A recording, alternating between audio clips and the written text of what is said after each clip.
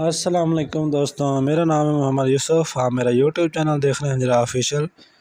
دوستوں، آج ہم بات کریں گے سندھی سیاسی اور سماجی اور سیاسی تناظر، عربوں، حباریوں، سرموروں اور سموں کے ادوار، عہد بعہد منظر نامہ، عہد و فارس کے جید علماء کی آمد، سندھی دانشوروں کی عرب و فارس میں توقیر، بیرونی ارغون ترخان اور مغلوں کی یورش، حملہ آوروں کے خلاف رد عمل اور قاضی کاظمن اور معاصرین۔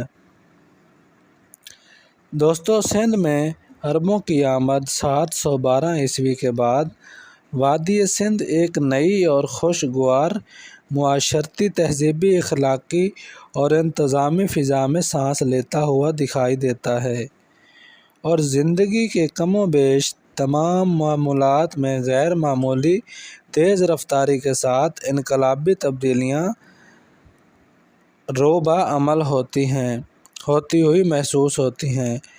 دوستو، عربوں سے پہلے سندھ مختلف تہذیبوں اور سیاسی طاقتوں کے زیر اثر رہتا آیا تھا۔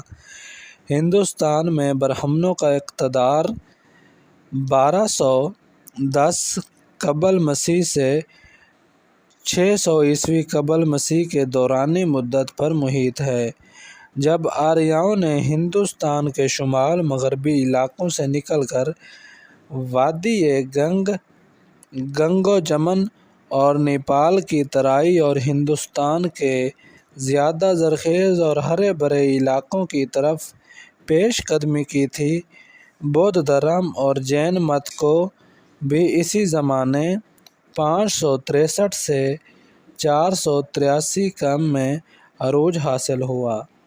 دوستو، سندھ پر سفید فام ستین 455 یونانیوں، 327 ایرانیوں اور ہنز 165 موریہ خاندان، 320 یا 525 رائے سہسی خاندان، 450 643 اور اس کے بعد چچ راجہ برہمن گھرانے کی حکمرانی 622 710 کے کسی بھی تاریخ کا حصہ ہیں۔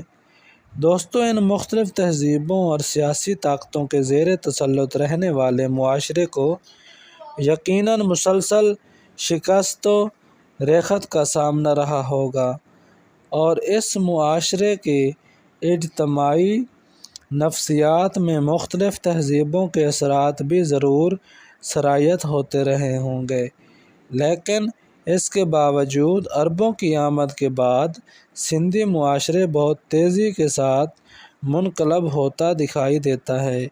عربوں اور سندھیوں کے درمیان سیاسی، معاشرتی اور تہذیبی اختلاط و ارتباط کی منظم کوششیں بہت مؤثر انداز میں بار آور ہوتی نظر آتی ہیں۔ عربوں کے ابتدائی دور کے علاوہ حباریوں کی حکمرانی اور سومروں کے دور حکومت میں مقامی نسلوں کے قبائل دائرۂ اسلام میں داخل ہوئے تھے، اور حکمرانوں کی جانب سے عربستان، فارس اور دوسرے علاقوں کے مسلمانوں کی جی کھول کر پذیرائی کی جاتی رہی ہے۔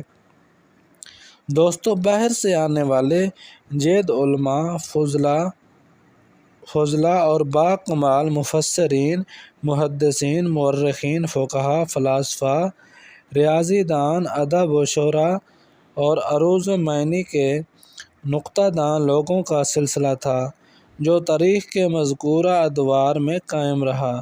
دوستو، مختلف مذہبی فرقوں کے مبلغین کے لیے بھی وادی سندھ ایک عجیب کشش رکھتی تھی۔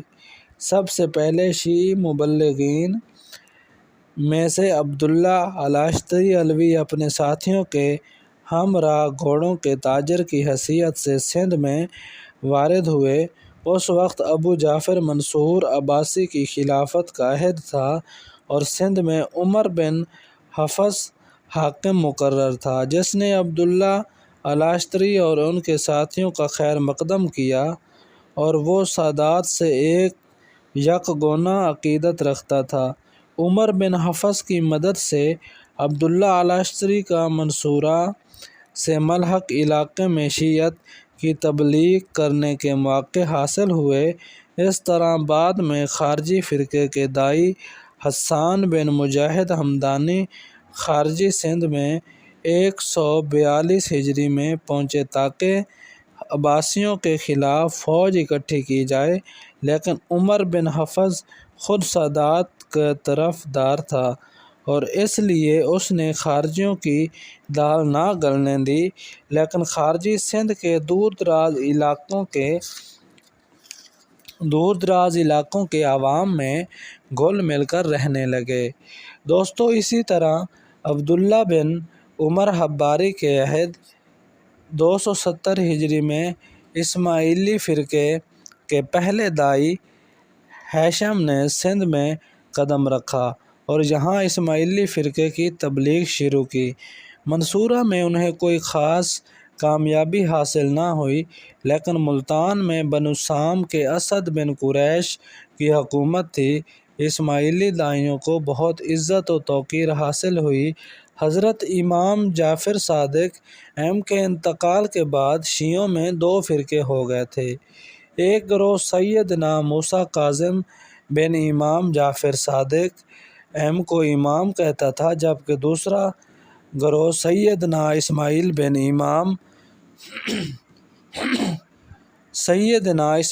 بن امام جعفر کو امامت کا حقدار سمجھتا تھا۔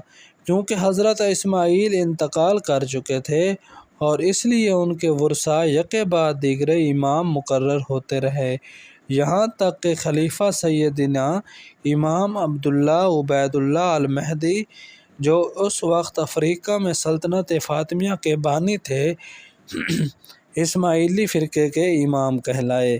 اسماعیلی دنیا اسلام میں ایک وسیع البنیاد انقلاب کے داعی تھے، کیونکہ ان کا سلسلہ تبلیغ عام مبلغین سے مختلف بھی تھا۔ اس کے دوران اسماعیلی داعیان کی آمد کا سلسلہ جاری رہا، یہاں تک کہ 372 ہجری میں حلم بن شیبان نے ملتان پر قبضہ کر کے اسماعیلی سلطنت کی بنیاد ڈال دی۔ اس عرصے میں سندھ کے طول و عرض میں اسماعیلی فرقے کے اثرات کو بہت فروغ حاصل ہوا تھا، یہاں تک کہ سومرو قبیلے کے کئی صاحب اثر سردار اسماعیلی حلقہ اثر میں آ چکے تھے، جن کے اثرات آج بھی سندھی تہذیب و ثقافت، زبان اور شاعری میں نمایاں ہیں۔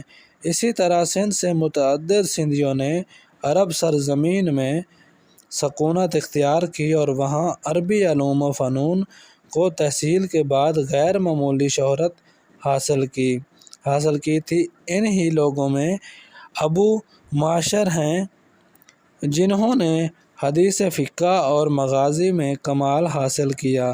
عبد الرحمن بن عمرو امام اوزاعی، حافظ ابو محمد بن سالم سندھی، ابو العباس فضل السندھی، ابو النصر